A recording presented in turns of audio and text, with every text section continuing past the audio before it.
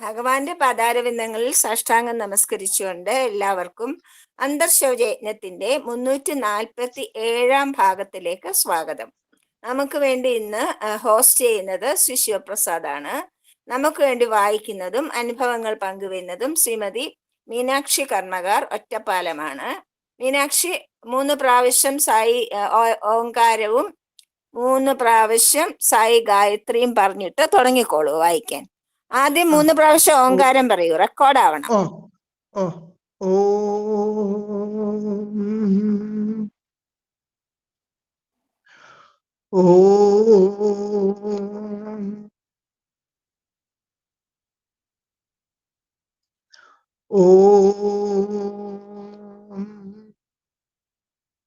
ഇനിയും സായി ഗായത്രി പറഞ്ഞോളൂ.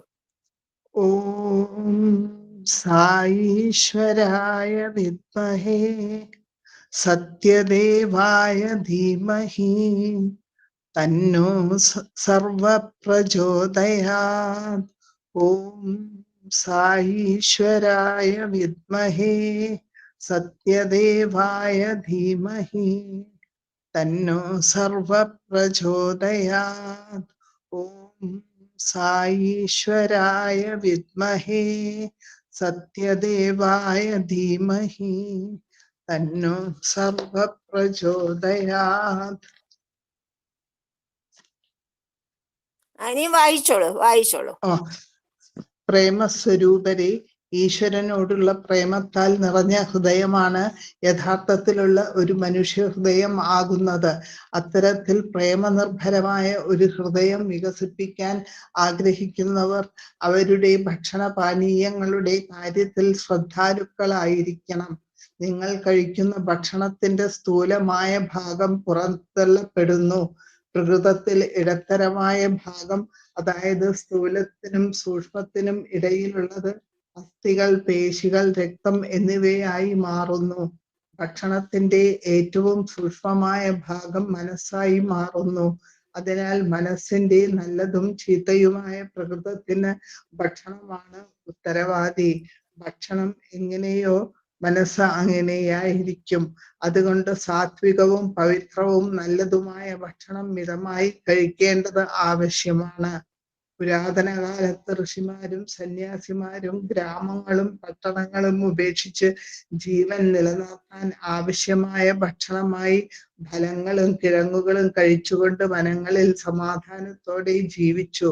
അത്തരം സാത്വിക ഭക്ഷണം എത്രത്തോളം ഗുണകരമാണെന്ന് നിങ്ങൾക്ക് അറിയില്ലായിരിക്കാം. വനവാസകാലത്ത് സീതയും രാമനും ലക്ഷ്മണനും കാട്ടിൽ താമസിച്ച് പഴങ്ങളും കിഴങ്ങുകളും കഴിച്ചത് എത്ര ആനന്ദത്തോടു കൂടിയായിരുന്നു. ആനന്ദം കുടികൊള്ളുന്നത് ശരിയായ ഭക്ഷണത്തിലും ശീലങ്ങളിലുമാണ്. ഭക്ഷണം മാത്രമല്ല, കുടിവെള്ളവും ശുദ്ധമായിരിക്കണം. ഭക്ഷണം എങ്ങനെയോ അതുപോലെ മനസ്സ് എങ്ങനെയോ അതുപോലെ ചിന്ത എങ്ങനെയോ അതുപോലെ പ്രവൃത്തി. ശരീരം ക്ഷണികമാണ്. ദേഹി അഥവാ ദേഹത്തിനകത്ത് വസിക്കുന്ന ആത്മാവ് നിത്യനും സത്യവുമാണ്. ദേഹി എന്നറിയപ്പെടുന്നത് ദേഹത്തിൽ സ്ഥിതി ചെയ്യും എന്നത് മാത്രം കൊണ്ടല്ല, ഈ പ്രപഞ്ചം മുഴുവനും ഈശ്വരന്റെ ദേഹം അഥവാ ശരീരമാണ്. അതിനാൽ ദേഹി എന്ന പദം ഈ പ്രപഞ്ച അവബോധത്തെയാണ് സൂചിപ്പിക്കുന്നത്. ശാശ്വതവും മാറ്റമില്ലാത്തതും സർവവ്യാപിയുമായ അഥവാ ആത്മാവിന്റെ പ്രകൃതം സാക്ഷാത്കരിക്കുന്നതിന് ശാസ്ത്രങ്ങളിൽ അഥവാ പുരാണ ഗ്രന്ഥങ്ങളിൽ നിന്നും മാത്രം പ്രാമാണ്യം തേടുന്നത് അപര്യാപ്തമാണ്. പുണ്യഗ്രന്ഥങ്ങളിലൂടെ ആത്മാവ് സാക്ഷാത്കരിക്കപ്പെടുന്നില്ല. ആത്മസാക്ഷാത്കാരം ശാസ്ത്രങ്ങളുടെ പ്രാമാണ്യത്തെ അടിസ്ഥാനമാക്കി മാത്രമല്ല, അവനവന്റെ ആത്മാർത്ഥമായ സാധന അഥവാ ആത്മീയ പരിശ്രമങ്ങളിലൂടെ നേടേണ്ടതാണ്. വേദങ്ങൾ, ഉപനിഷത്തുകൾ, ശാസ്ത്രങ്ങൾ, പുരാണങ്ങൾ അഥവാ ആത്മീയ ജ്ഞാനത്തിന്റെ പുരാതന ഗ്രന്ഥങ്ങൾ, തത്വമീമാംസ ഗ്രന്ഥങ്ങൾ, പുരാണ കഥകൾ, ഇതിഹാസങ്ങൾ എന്നിവയെല്ലാം നമുക്കുള്ള മാർഗദർശികളായി വർത്തിക്കുന്നു. അവ ഒരാൾ സ്വീകരിക്കേണ്ട ദിശയെ സൂചിപ്പിക്കുന്നു. അന്വേഷിക്കേണ്ട ലക്ഷ്യം എന്താണെന്ന് അവ കാണിച്ചു തരുന്നുവെങ്കിലും യാത്ര നാം സ്വയം ചെയ്യേണ്ടതാണ്. ഓരോ ജീവിതവും ഒരു തീർത്ഥയാത്രയിലെ ഒരു ദിവസത്തെ പ്രയാണം പോലെയാണ്. നിങ്ങളുടെ കഴിവുകളെ എല്ലാം പരമാവധി പ്രയോജനപ്പെടുത്തുകയും ഇരുട്ട് വീഴുമ്പോൾ നിങ്ങളുടെ ലക്ഷ്യത്തിന് സമീപം കൂടാരം നിർമ്മിക്കുന്നതിന് മുന്നോട്ട് നടക്കുകയും ചെയ്യുക. 1996 സെപ്റ്റംബർ 2 ഭഗവാൻ നൽകിയ ദിവ്യ പ്രഭാഷണത്തിൽ നിന്നുള്ള പ്രസക്ത ഭാഗം. സായിരാം പ്രസന്ന, ഇനി അനുഭവങ്ങൾ പങ്കുവച്ചോളൂ, പറഞ്ഞോളൂ കേട്ടോ. സ്വാമിയുടെ പാദങ്ങളിൽ വിനീതമായി പ്രണാമം അർപ്പിക്കുന്നു. 60കളുടെ മധ്യത്തിൽ കോളേജിൽ പഠിക്കുന്ന കാലത്ത് ഞങ്ങളുടെ ഇംഗ്ലീഷ് പ്രൊഫസർ നാരായണൻ സർ പറഞ്ഞിട്ടാണ് ഞാൻ സത്യസായി ബാബയെ കുറിച്ച് ആദ്യം കേൾക്കുന്നത്. സന്താന ഭാഗ്യമില്ലാതിരുന്ന പ്രൊഫസർക്ക് ഒരു കുഞ്ഞിക്കാല് കാണാനുള്ള ഭാഗ്യം ഉണ്ടായത് ബാബയുടെ അനുഗ്രഹം ഒന്നുകൊണ്ട് മാത്രമാണ് എന്നായിരുന്നു അദ്ദേഹത്തിന്റെ വിശ്വാസം. അദ്ദേഹത്തിന്റെ വാക്കുകൾ എന്നിലും വിശ്വാസം ഉണർത്തി. ഞാൻ ബാബയോട് എനിക്ക് വിഭൂതി നൽകണമേ എന്ന് ഹൃദയംഗമമായി പ്രാർത്ഥിച്ചു. അത്ഭുതം എന്ന് പറയട്ടെ, അധിക ദിവസം കഴിയുന്നതിന് മുമ്പേ പ്രൊഫസർ എനിക്ക് വിഭൂതി തരികയുണ്ടായി. അന്നത്തെ കാലത്ത് ഒരു അധ്യാപകൻ വിദ്യാർത്ഥിക്ക് വിഭൂതി കൊടുക്കുക എന്നത് അത്യപൂർവമാണ്. ഇന്നത്തെ അധ്യാപകനും വിദ്യാർത്ഥിയും തമ്മിലുള്ള അകലം തീരെ കുറഞ്ഞിരിക്കുന്നു. എനിക്ക് ബാബയിലുണ്ടായ വിശ്വാസം ഇരട്ടിച്ചു. പക്ഷെ പുട്ടപ്പർത്തിയിൽ പോകാനോ ബാബയെ കുറിച്ച് കൂടുതൽ അറിയാനോ ഉള്ള സാഹചര്യം എനിക്കുണ്ടായില്ല. ചെറുപ്പം തൊട്ടേ ഈശ്വരവിശ്വാസം മനസ്സിലുണ്ടായിരുന്നു. ശ്രീരാമകൃഷ്ണ പരമഹംസരുടെ ജീവചരിത്രം വായിക്കുന്നതിൽ എനിക്ക് താല്പര്യമുണ്ടായിരുന്നു. വീട്ടിന്റെ അടുത്തുള്ള ശ്രീരാമകൃഷ്ണ ആശ്രമത്തിലേക്ക് ഇടയ്ക്കൊക്കെ പോവുമായിരുന്നു. ക്രമേണ സായിബാബയെ കുറിച്ചുള്ള വിശ്വാസവും ഓർമ്മയും മനസ്സിന്റെ ഒരു കോണിലേക്ക് ഒതുങ്ങി. 80കളുടെ മധ്യത്തിൽ സായിബാബയുടെ ഒരു ഭക്തയെ പരിചയപ്പെടാനുള്ള സന്ദർഭമുണ്ടായി. അവർ പുട്ടപ്പർത്തിയിലെ അവരുടെ ഫ്ലാറ്റിലേക്ക് എല്ലാ കൊല്ലവും പൂജ സമയത്ത് പോവുമായിരുന്നു. 89ലെ പൂജ സമയത്ത് അവരോടൊപ്പം 10 ദിവസം പുട്ടപ്പർത്തിയിൽ ചിലവഴിക്കാനുള്ള ഭാഗ്യം എനിക്കുണ്ടായി. ആ ദിവസങ്ങളിൽ സ്വാമിയെ കൺനിറയെ കാണാൻ സാധിച്ചു. അസ്തമയ സൂര്യന്റെ പൊൻവെളിച്ചത്തിൽ ഓറഞ്ച് നിറമുള്ള വസ്ത്രമണിഞ്ഞ സ്വാമിയുടെ രൂപം അഭൗമമായ ഒരു അനുഭൂതി മനസ്സിലുളവാക്കി. അപ്പോഴേക്കും എനിക്ക് ഷിർദി ബാബയിൽ അടിയുറച്ച വിശ്വാസമായി. ഇങ്ങനെയാണ് ബാബ എന്റെ ജീവിതത്തിലേക്ക് കടന്നു വന്നത് എന്ന് വ്യക്തമായി എനിക്ക് ഓർമ്മയില്ല. 2012 പുട്ടപ്പർത്തിയിൽ ഒരാഴ്ച സർവീസ് ചെയ്യാൻ പോകാൻ എനിക്ക് സാധിച്ചു. 2024 2 ദിവസം ചിലവഴിക്കാനും സാധിച്ചു. അപ്പോഴേക്കും എൻ്റെ ആരോഗ്യസ്ഥിതി വളരെ വ്യത്യാസപ്പെട്ടിരുന്നു. പുട്ടപ്പർത്തിയിലേക്ക് പോകണമെന്ന ആഗ്രഹം കൊണ്ട് പുറപ്പെട്ടതാണ്. മാസം തോറും ഞാൻ കാണുന്ന ഡോക്ടറുടെ അർദ്ധസമ്മതം മാത്രമേ എനിക്ക് കിട്ടിയുള്ളൂ. പലരും എൻ്റെ യാത്രയെ കുറിച്ച് കേട്ടപ്പോൾ അവരുടെ കണ്ണുകളിൽ അത്ഭുതം നിറഞ്ഞു. അത്ഭുതത്തിലേറെ ഒരു സാഹസം കാണിക്കുന്നതിനോടുള്ള വിയോജിപ്പും. 2018 എനിക്ക് 2018 മുതൽ എനിക്ക് കുളിക്കുമ്പോൾ ഒരു സ്റ്റൂളിലോ കസാലയിലോ ഇരുന്ന് കുളിക്കാൻ സാധിച്ചിരുന്നുള്ളൂ. 2021 കാലത്ത് ഞാൻ വളരെ അവശ്യ നിലയിലായിരുന്നു. ജീവിതത്തിലേക്ക് തിരിച്ചു വരുമോ എന്ന സംശയം ആ സന്ദർഭത്തിലുണ്ടായി. പുട്ടപ്പർത്തിയിൽ എനിക്ക് കിട്ടിയ മുറിയിലെ നോടനുബന്ധിച്ച് കുളിമുറിയിൽ ഒരു സ്റ്റൂൾ ഉണ്ടായിരുന്നു. അടുത്ത മുറികളിൽ നിന്നും ഒന്നിലൊന്നും അവയുണ്ടായിരുന്നില്ല.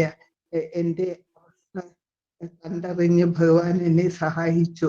2021 കാലത്ത് എൻ്റെ ദേഹസ്ഥിതി വളരെ മോശമായിരുന്നു. ഇന്നത്തെ ദിവസം കഴിഞ്ഞാലേ എനിക്ക് എൻ്റെ കാര്യം പറയാൻ സാധിക്കുള്ളൂ എന്ന് ഡോക്ടർമാർ പറഞ്ഞു. 2 പ്രാവശ്യം അങ്ങനെ അവർ പറഞ്ഞു. പക്ഷേ ഞാൻ എന്തോ രക്ഷപ്പെട്ടു. അത്ഭുതങ്ങളൊന്നും എനിക്ക് ശ്രുതി ഭാഷ്യം സ്വാമിയും കാണിച്ചു തരുന്നില്ലല്ലോ എന്ന് പരാതി പറയാറുള്ള എന്നോട് എൻ്റെ മക്കൾ പറയാറുണ്ട്. അമ്മ ഇപ്പോൾ ജീവിക്കുന്നതും കിടക്കയിൽ നിന്നും എഴുന്നേറ്റ് ഒരു ജീവിതം നയിക്കുന്നതും തന്നെ ഒരു അത്ഭുതമല്ലേ. 2010 തൊട്ട് എൻ്റെ മകൾ അവളുടെ മകനെ കൃത്യമായി ബാലവികാസിൽ കൊണ്ടുപോയിരുന്നു. കുട്ടിക്ക് ഒരു ആത്മീയ പശ്ചാത്തലം ഉണ്ടാവുക എന്നതായിരുന്നു അവളുടെ ലക്ഷ്യം. ക്രമേണ അവൾ ബാബയുടെ ഒരു ഭക്തയായി മാറി. അവൾ ബാലവികാസിൽ പോയി ഉണ്ടാവുന്ന എല്ലാ അനുഭവങ്ങളും ഞാനുമായി പങ്കുവച്ചു. 17 അവൾ അയോവയിൽ നിന്നും ഡാലസിലേക്ക് വന്നു. ഞാൻ അവശനിലയിൽ കിടക്കുമ്പോൾ അയോവയിൽ ഉണ്ടായിരുന്ന ഒരു സായി ഭക്തന് ഒരു സ്വപ്ന ദർശനം ഉണ്ടായി. എൻ്റെ മകളുടെ പേര് ലക്ഷ്മി എന്നാണ്. ലക്ഷ്മിയുടെ അമ്മയ്ക്ക് വിഭൂതി എത്തിക്കണമെന്നായിരുന്നു അദ്ദേഹത്തിന്റെ സ്വപ്നത്തിൽ അദ്ദേഹം കണ്ടത്. അദ്ദേഹം എൻ്റെ മകൾക്ക് പോസ്റ്റലായി വിഭൂതി അയച്ചു കൊടുത്തു. അവൾ അടുത്തു തന്നെ ഇന്ത്യയിലേക്ക് വന്നപ്പോൾ എനിക്ക് അത് തന്നു. ജീവിതത്തിൽ പല പ്രതിസന്ധികളും ഉണ്ടായിട്ടുണ്ട്. അതൊക്കെ നേരിടാനുള്ള ശക്തി എനിക്ക് പകർന്നു തന്നത് ബാപ്പയാണ്. മനസ്സിലെ ഷഡ്വൈരികളെ വലിയ തോതിൽ എനിക്ക് തോൽപ്പിക്കാൻ സാധിച്ചിട്ടുണ്ട്. അത് എൻ്റെ കഴിവല്ല, ഭഗവാന്റെ അനുഗ്രഹം ഒന്ന് മാത്രമാണ്.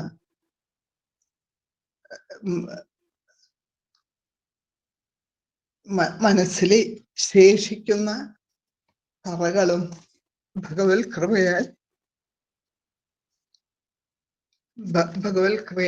കൃപയാൽ നിശേഷം മാഞ്ഞു പോകുമെന്ന് ഞാൻ വിശ്വസിക്കുന്നു. മരണസമയത്ത്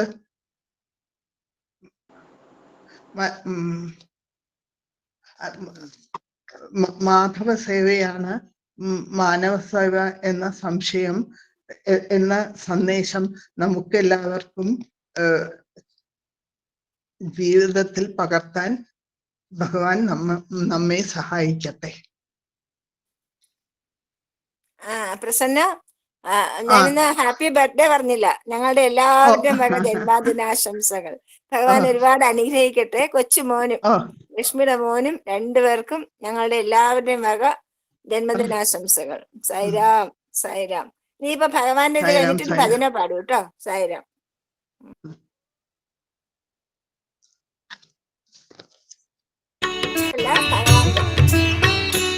నిజమైన మానవత్వం అనగా మా అనగా కాదు, నవ అనగా కొత్తది, కొత్తది కానటువంటిది మానవత్వం.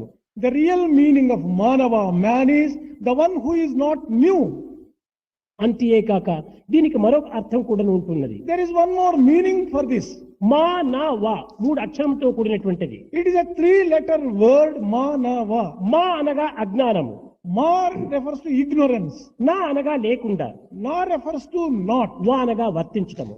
Va refers to conduct. అజ్ఞానం లేకుండా వర్తించేటువంటి వాడే మానవుడు అనేటువంటి సరైన అర్థం. The one who conducts himself free from ignorance alone is man. కానీ అజ్ఞానముకు గురి అయి అశాంతికి లోనై దివ్యమైనటువంటి ఆత్మజ్ఞానము లభించాలంటే ఇది ఏ రీతిగా సాధ్యమవుతుంది? If one is subjected to ignorance and lack of peace, how can he realize that he is really divine? ఈ మానవత్వం అనేటువంటి దివ్యత్వాన్ని మనం మొట్టమొదట అర్థం చేసుకోవాలి. In the very first instance, we should recognize this humanity as basically divinity itself. Prasanna ഭജന പാടിക്കോളൂ. അനന്തശയന ആദിശേഷ ശ്രീനിവാസ വെങ്കടേശ രഘു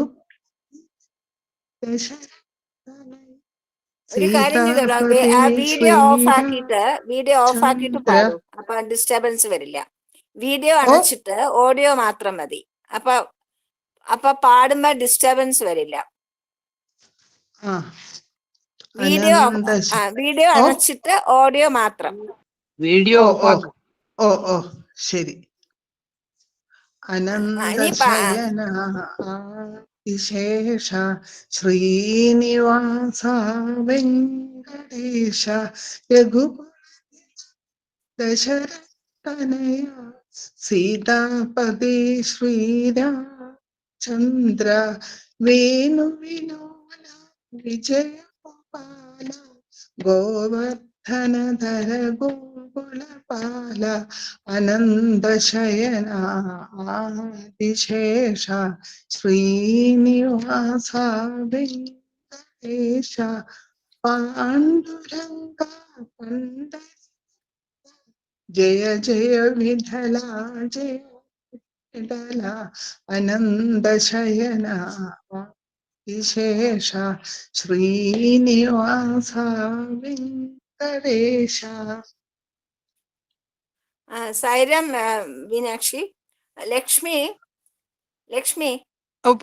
മോള് സമയമുള്ളത് കൊണ്ട് മോൾക്ക് അമ്മയുടെ എന്തോ ഒരു അനുഭവം പറയണമെന്ന് പറഞ്ഞായിരുന്നു. അതും പറഞ്ഞ ഒരു പതിനേയും പാടും. അമ്മയുടെ അനുഭവം പറയണെന്ന് പറഞ്ഞാൽ ഇത് തന്നെയാണ് ആട്ടിയില്. ഞാൻ ഒരു കൊല്ലം HSC പഠിപ്പിച്ചിരുന്നു. ആ സമയത്ത് മെയിൻ ടീച്ചറാണ് ഈ സ്വപ്നത്തില് ഈ മെസ്സേജ് കിട്ടിയത്. അന്ന് അമ്മയ്ക്ക് നമ്മുടെ ആക്ച്വലി കാലിലെ വിരലുകള് 2 വിരല് അന്ന് ആംപ്യൂട്ടേഷൻ ചെയ്തിട്ടുണ്ടായിരുന്നു. ആ സമയത്തായിരുന്നു ഈ മെസ്സേജ് കിട്ടിയത്. എന്നിട്ട് അതുകൊണ്ട് മതിയായില്ല. എന്നിട്ട് ബാക്കിയുള്ള വിരലുകളും കുറിക്കേണ്ടി വന്നു. അങ്ങനെ ഒരുപാട് ബുദ്ധിമുട്ടി. പക്ഷെ അതിന്നൊക്കെ അമ്മ ബൗൺസ് ബാക്ക് ചെയ്തു. അമ്മ ഒരു വളരെ നോർമൽ ആയിട്ടുള്ള ലൈഫിനെ ജീവിക്കാൻ പറ്റി. അത് ഈശ്വരന്റെ കൃപ മാത്രമാണ്. പിന്നെ അമ്മ ബാബയുടെ കാല് എന്താ പറയാ മുറുക്കെ പിടിച്ചിട്ടുള്ള ഒരാളാണ്. ലൈഫിൽ എന്ത് പ്രോബ്ലംസ് വരുമ്പോഴും അമ്മയ്ക്ക് ആ ഫെയ്ത്ത് ആണ് അമ്മയുടെ ശക്തി. അപ്പൊ അതാണ് അമ്മേനെ ഇത്രയും കാലം ഇതുവരെ എത്തിച്ചിരിക്കുന്നത്. അത് 2017 അവസാനമായിരുന്നു ഇതുണ്ടായത്. അത് കഴിഞ്ഞ് 2020 പിന്നെ അമ്മ വളരെ മോശമായി അമ്മയുടെ സിറ്റുവേഷൻ. കോവിഡ് തുടങ്ങുന്നതിന്റെ തൊട്ട് മുന്നേ അതിന്റെ കുറെ മാസങ്ങൾ കടപ്പിലായിരുന്നു. നീറ്റിരിക്കാനൊന്നും കൂടി അങ്ങനെയായിരുന്നു. എന്ന് അതിന്നും സ്വാമി ബാബ അമ്മേനെ അതിന്നും പുറത്തേക്ക് കൊണ്ടുവന്നു. അപ്പൊ നമ്മുടെ ലൈഫ്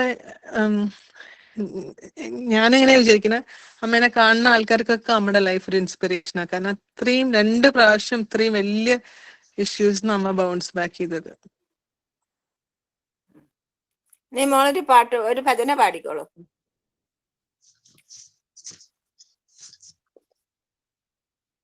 സായിരാം ഘനശ്യാം ഭഗവാൻ തുമ്ഹാരാ നാം. സായിരാം ഘനശ്യാം ഭഗവാൻ തുമ്ഹാരാ നാം. तुम बिन कोई नहीं रखवाले, तुम बिन कोई नहीं रखवाले, तुम बिन कोई नहीं आपद सहाय, तुम बिन कोई नहीं आपद सहाय, तुम बिना प्रेम कोई नहीं देने वाले, तुम कोई नहीं देने वाले, तुम मेरे आत्मा बाबा, तुम हो मेरे आत्मा भगवान तुम्हारा नाम, साईं राम तुम्हारा नाम, साईं राम घनश्याम भगवान तुम्हारा नाम, तुम बिन कोई नहीं रखवाले, तुम बिन कोई नहीं रखवाले, तुम बिन कोई नहीं आपद सहाय, तुम बिन कोई नहीं आपद सहाय, तुम बिन प्रेम कोई नहीं देने वाले, तुम बिन प्रेम कोई नहीं देने वाले, तुम हो मेरे आत्मा बाबा, तुम मेरे आत्मा बाबा, भगवान तुम्हारा नाम, साईं राम तुम्हारा नाम, साईं राम घनश्याम भगवान तुम्हारा नाम. Sairam, thank you so much. Aunty നമുക്ക് ആന്റി ഒരു കാര്യം കൊണ്ട് എനിക്ക് അമ്മേനെ പറ്റി പറയുന്നുണ്ട്. പറഞ്ഞോളൂ. ഒരുപാട് ആൾക്കാർക്ക് അമ്മ ഇൻസ്പിറേഷൻ കൊടുക്കും.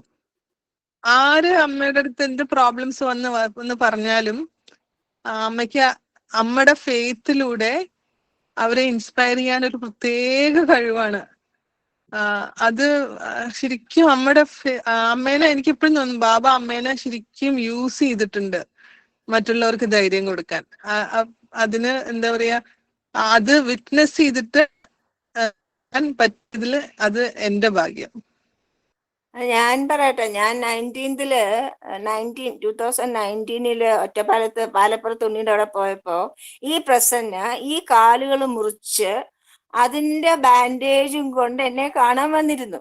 ഞാൻ അങ്ങോട്ട് ചെല്ലണം എന്നല്ല പറഞ്ഞത്. She came to see me. അതുപോലെ തന്നെ 22nd ഞാൻ ഇവിടെ വർക്ക് ചെയ്യുമ്പോഴാണ് പ്രസന്ന വന്ന് ഒരാഴ്ച ഇവിടെ വർക്ക് ചെയ്തത്. വെസ്റ്റേൺ ക്യാൻറ്റീനിലാണ് പ്രസന്നയ്ക്ക് വർക്ക് ഉണ്ടായിരുന്നത്. ഞാനപ്പോൾ അവിടെ സേവ ചെയ്യുന്ന സമയമായിരുന്നു. അങ്ങനെ ദിവസവും ഞങ്ങൾക്ക് കാണാൻ പറ്റി. പിന്നെ 24 അതുപോലെ വന്നപ്പോഴും ഭയങ്കര ഭാഗ്യമായിട്ട് എനിക്ക് പ്രസന്നയെ കാണാൻ പറ്റി. ഞങ്ങൾ കുട്ടിക്കാലം തൊട്ട് അറിയുന്നവരാണ്. എപ്പോഴും കാണലും വർത്തമാനം പറയലും ഒന്നും ഇല്ലെങ്കിലും ആ ഒരു സ്നേഹം അങ്ങനെ ഉള്ളിൽ കിടക്കുന്നുണ്ട്. So thank you so much for രണ്ടുപേർക്കും, അമ്മയ്ക്കും മോൾക്കും, മീനാക്ഷിയെ പ്രസന്ന എന്നാണ് നമ്മൾ വിളിക്കുന്നത്. മീനാക്ഷിക്കും ലക്ഷ്മിക്കും ഭഗവാന്റെ എല്ലാ അനുഗ്രഹങ്ങളും എന്നും ഉണ്ടാകട്ടെ. Sai Ram. Thank you aunty, thank you very much. അമ്മയുടെ ബിഹാഫിലും കൂടി ഞാൻ താങ്ക് യു പറയണം. നമ്മുടെ മൈക്ക് ഓൺ ആണോ അറിയില്ല. അമ്മ എന്തെങ്കിലും പറയോ അമ്മേ? ഇനി സമസ്ത ലോക ജില്ലയല്ലേ? ഇതിപ്പോഴല്ല, സായി ഉപമ പറഞ്ഞിട്ട്. സ്വന്തം പരിവർത്തനത്തിനായി ശ്രമിക്കാതെ മനുഷ്യൻ തന്റെ ദുഃഖങ്ങൾക്ക് ഈശ്വരനെ പഴിക്കുകയാണ് ചെയ്യുന്നത്. താനൊരു ഭക്തനാണെന്നും ഉടൻ തന്നെ ഭഗവാൻ തന്നിൽ അനന്തമായ അനുഗ്രഹം ചൊരിയണമെന്നും വിശ്വസിക്കുന്ന അയാൾ തന്റെ ചഞ്ചലമായ വിശ്വാസത്തെ പഴിക്കുന്നതിന് പകരം ഈശ്വരനെയാണ് പഴിക്കുന്നത്. അത്തരക്കാർക്ക് അനുഗ്രഹം അവകാശപ്പെടുവാനാവുകയില്ല. ഈശ്വരന്റെ സ്വയമേവ തന്നെ തന്റെ സ്വന്തമാണെന്ന് ഭക്തനെ അംഗീകരിക്കുകയാണ് വേണ്ടത്. അതിനായി ഒരുവൻ തന്റെ വിവേചന ബുദ്ധി ഉപയോഗിച്ച് മൂല്യമുള്ളവയെ വിലയില്ലാത്തവയിൽ നിന്നും തിരിച്ചറിയണം. മനുഷ്യർക്കായി നിസ്വാർത്ഥമായ സേവനം അനുഷ്ഠിക്കണം. ദുർജനങ്ങളിൽ നിന്നും അകലം പാലിക്കണം. പരിശുദ്ധനാകാൻ സഹായിക്കുന്ന സജ്ജനങ്ങളുടെ സൗഹൃദത്തിനോട് കൂടെ ചേർന്ന് നിൽക്കണം. നിങ്ങളുടെ കർമ്മവും ഗുണവും യജമാനനുമായി തീരുവാൻ ഈശ്വരനെ തന്നെ അനുവദിക്കുക. ജയ സായിരാം. മീനാക്ഷി സമസ്ത ലോക പറഞ്ഞോളൂ. സമസ്ത ഒരു ലോക പ്രാവശ്യം സുഖിനോ ഭവന്തു. സമസ്തലോക സുഖിനോ ഭവന്തു, സമസ്തലോക സുഖിനോ ഭവന്തു, സമസ്തലോക സുഖിനോ ഭവന്തു. ഓം ശാന്തി ശാന്തി ശാന്തി.